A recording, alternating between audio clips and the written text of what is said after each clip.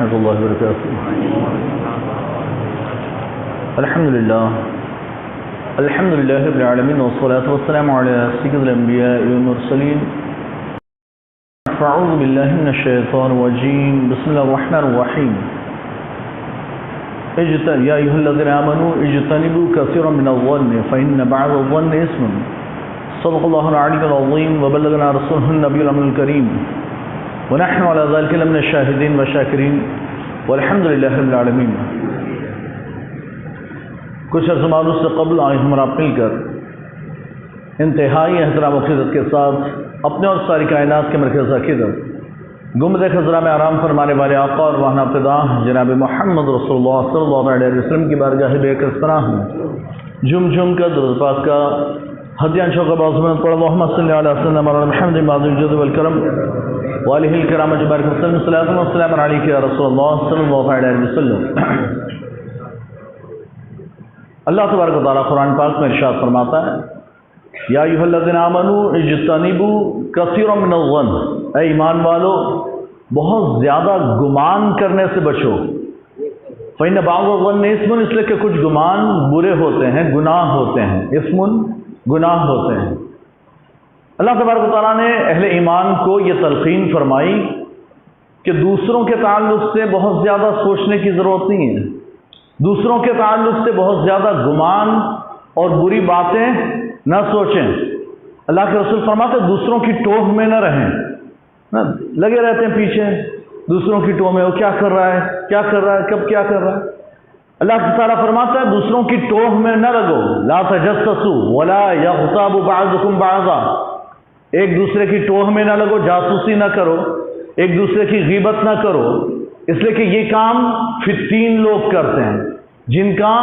کام ہی فتنے پھیلانا۔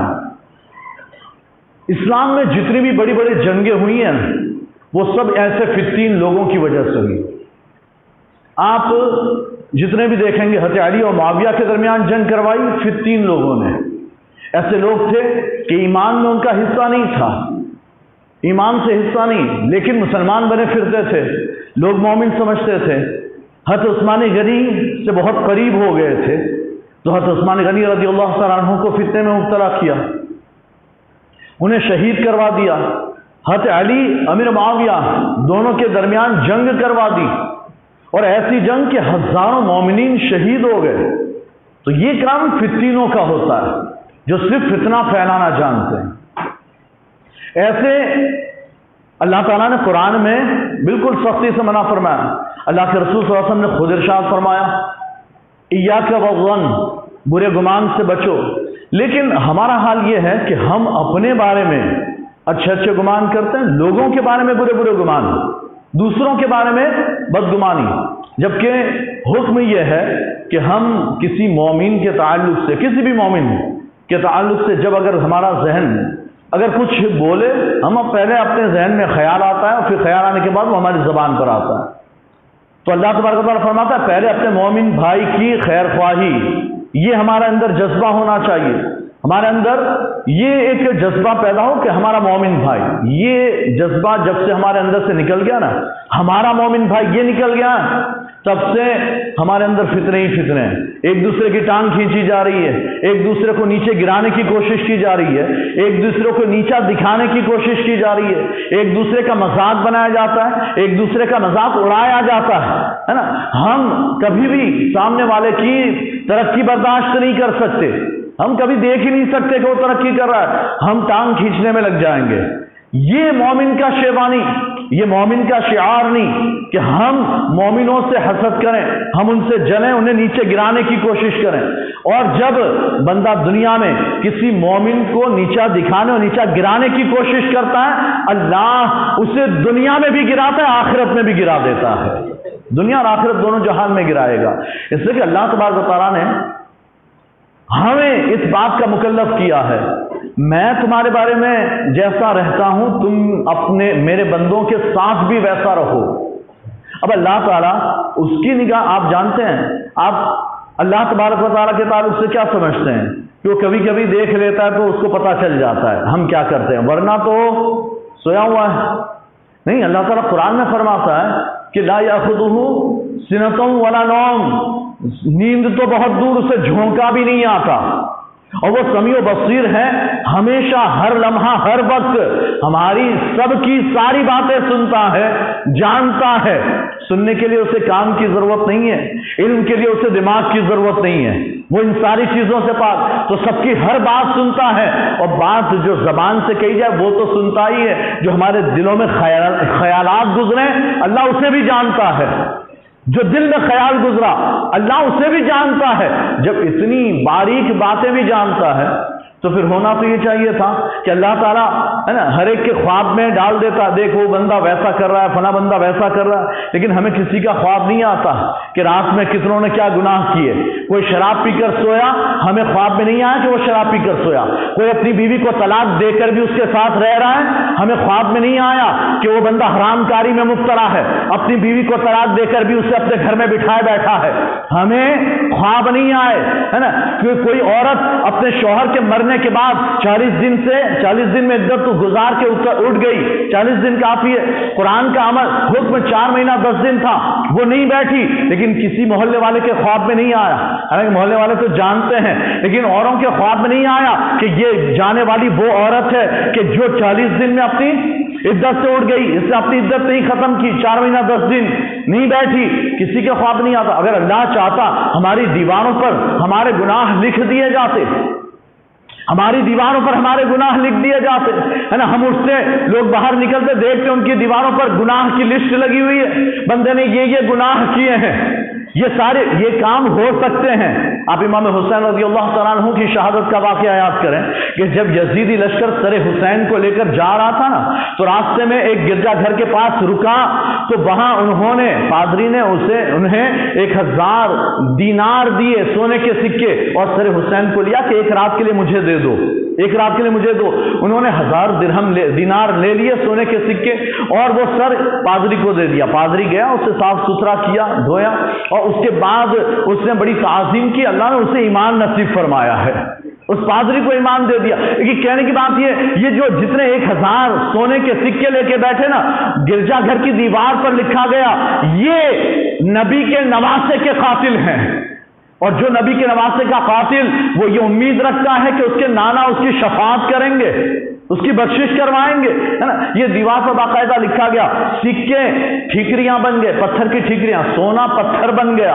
पत्थर की ठीकरियां बनी, और उन पर आयतें लिखी गई कि ये जालिम पता नहीं किस करवट पलटेंगे। ये जालिमों को पता नहीं है कि वो किस करवट पलटेंगे, अल्लाह उन्हें पलटाएगा।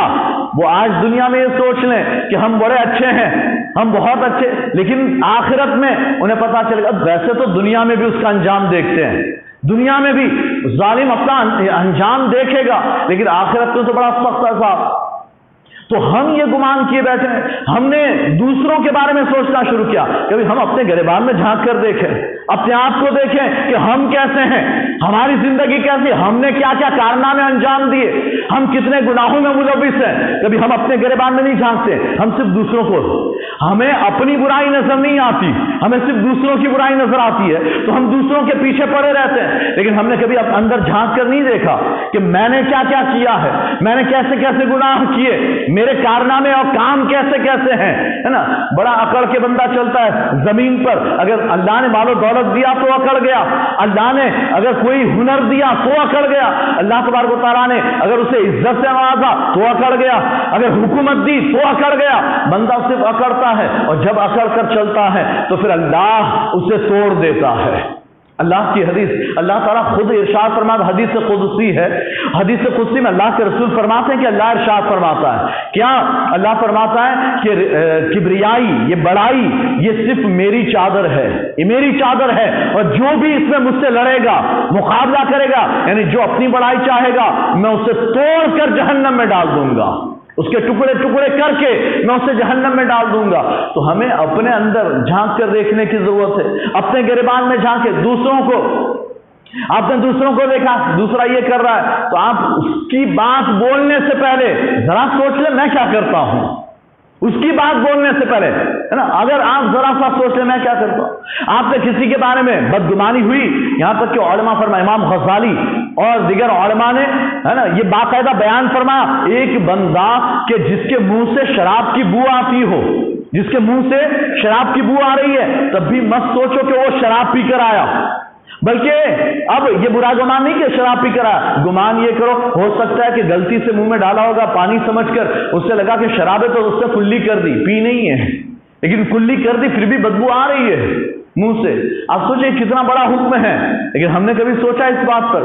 یہ ہے بدگمانی، وہ پی کر آیا ہو تب بھی ہمیں حکم یہ ہے کہ ہم یہ سوچیں کہ اس نے پی نہیں ہے لیکن غلطی سے منہ میں ڈالی ہوگی، لگا شراب ہے تو اس سے کلی کر دی ہے نا، اس لیے بدبو آ رہی ہے۔ یا ہو سکتا ہے کسی نے اس کو زبردستی پکڑ کر زبردستی پلا دی ہو، ہم اس کے بارے میں اچھا گمان کریں۔ کہتا ہے اچھا گمان پیدا کرنے کے لیے اچھی صحبتوں کی ضرورت ہوتی ہے، جب تک بندہ بری صحبتوں میں رہے گا تو پھر وہاں یہی کام ہوتے رہیں گے، بدگمانیاں ہوتی رہے گی، غیبتیں ہوتی رہے گی، چار مل گئے بیٹھ کر غیبتیں کر رہے ہیں ہے نا، دو مل گئے اور ادھر کانا پھوسی ہو رہی ہے، وہ تو ایسا وہ تو ویسا۔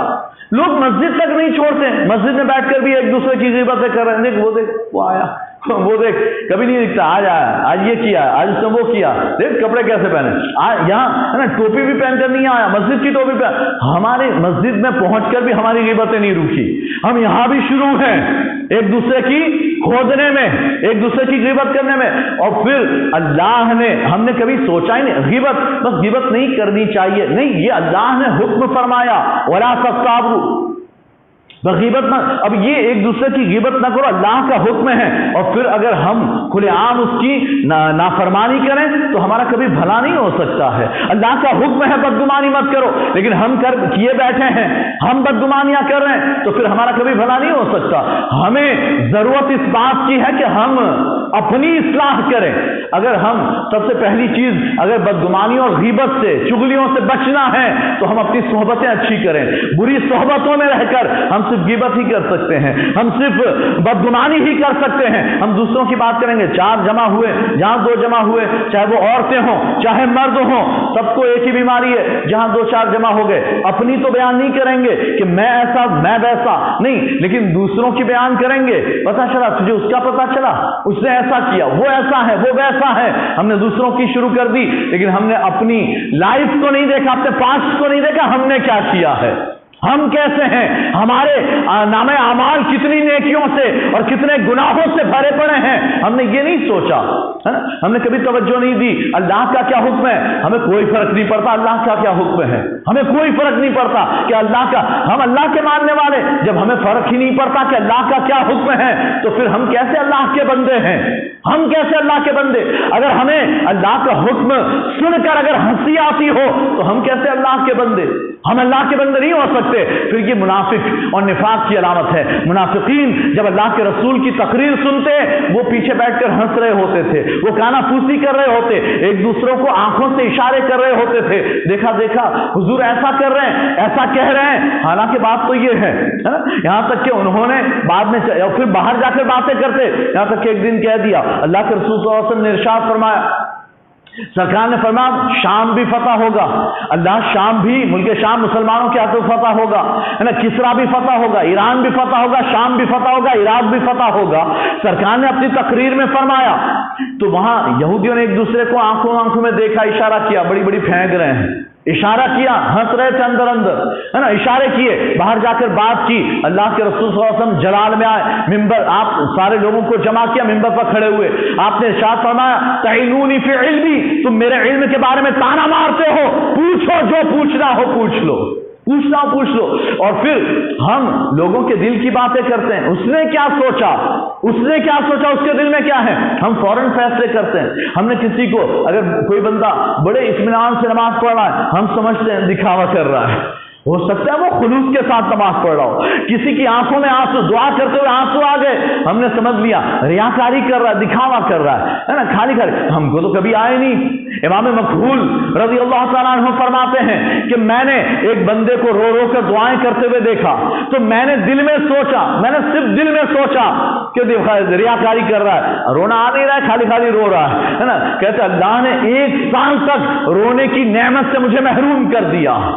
اگر آپ کو آنسو نہیں آتے صرف ہنسی آتی ہے، سمجھ جاؤ اللہ نے آپ کو محروم کر دیا ہے، اللہ نے آپ کو اپنی رحمتوں سے محروم فرما دیا ہے۔ اللہ تمہیں چاہتا ہی نہیں ہے کہ تم اس کی رحمتوں سے حصہ حاصل کرو، تب جا کر تمہیں ہنسی آتی ہے۔ اگر اللہ کی رحمتیں تمہارا حق ہو اور حصہ ہوتی تو تمہاری آنکھوں میں آنسو آ جاتے، ہنسی نہیں آتی، آنسو آتے، اس سے کہ یہ آنسو آنا اللہ کی رحمت کی علامت ہے۔ امام مکحول فرماتے ہیں کہ میں 1 سال تک رونے سے محروم کر دیا گیا، رونا چاہتا تو بھی رونا نہیں آتا تھا،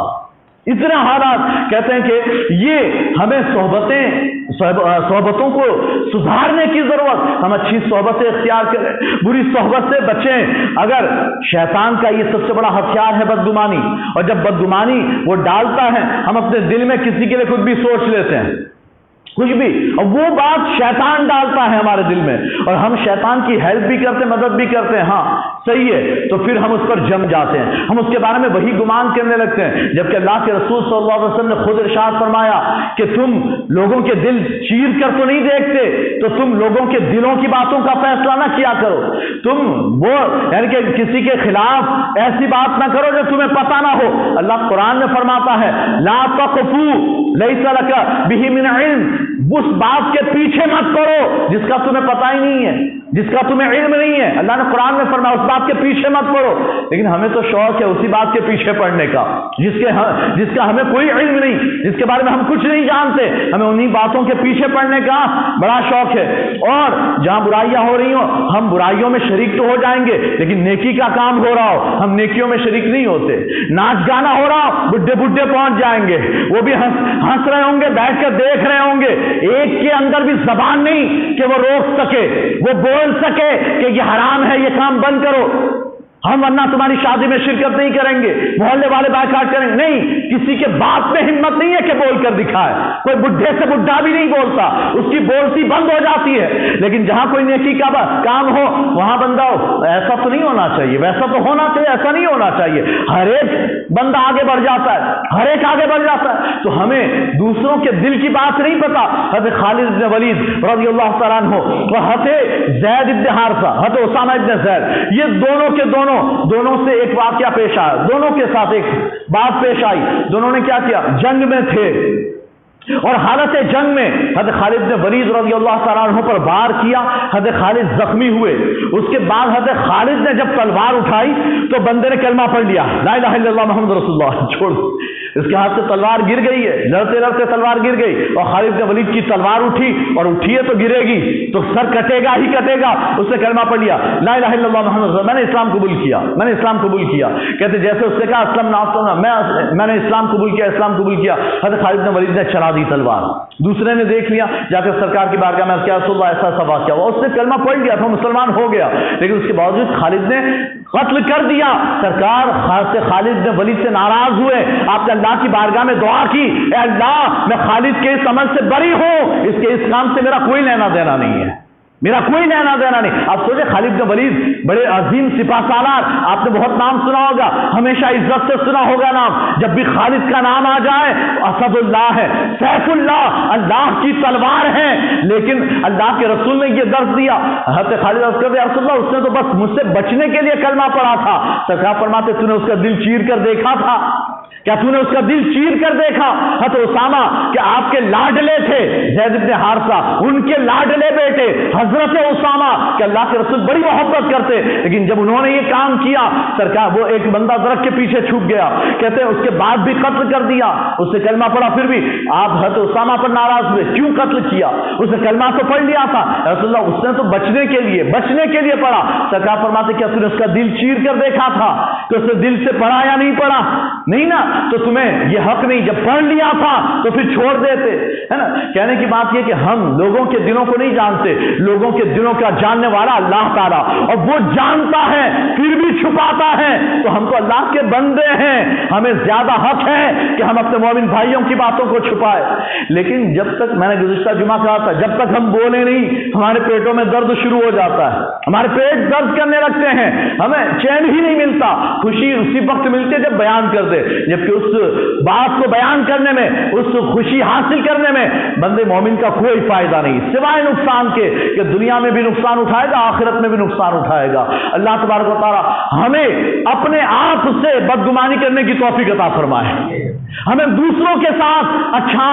ظن اور اچھے گمان کی توفیق عطا فرمائے۔ یہ ایک، اگر ہم اپنے ساتھ بدگمانی کریں نا، اپنے ساتھ کیسا، ایک بندہ ہوتا ہے 5 وقت کا نماز نہیں ہے نا، پھر بھی سوچتا ہے کہ میں تو کچھ بھی نہیں کرتا ہوں۔ اگر کسی نے تعریف کر دی، بڑا نمازی، 5 وقت نماز پڑھتا، بڑا اچھا لڑکا ہے، کہ نہیں ایسا نہیں ہے، تم، اللہ بہتر جانتا ہے میں کیسا ہوں، تم لوگ نہیں پتا، میرے بارے میں ایسا نہ کہو، یہ اپنے بارے میں بدگمانی ہے، اپنے بارے میں بدگمانی۔ لیکن اگر آپ دوسرے کے بارے میں سوچنے پر آئیں تو پھر اس کے بارے میں اچھا سوچیں، اچھا گمان رکھیں، اور ایک ہم اس کے لیے دعا کریں، اللہ اسے ہدایت عطا فرمائے، اللہ اسے ہدایت عطا فرمائے اور ہر ایک کو نیک بنائے۔ وآخر دعوانا الحمدللہ رب العالمین۔ السلام علیکم ورحمۃ اللہ وبرکاتہ۔